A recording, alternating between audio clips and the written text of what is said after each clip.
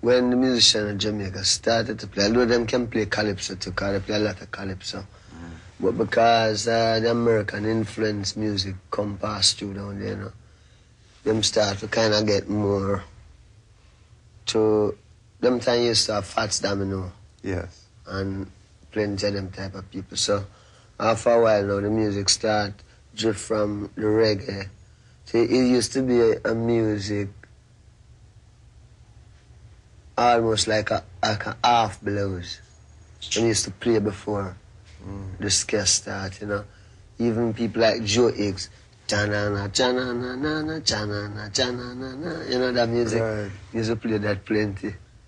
So from there now it developed to people start ching, ching, ching, ching, ching for ska, you know.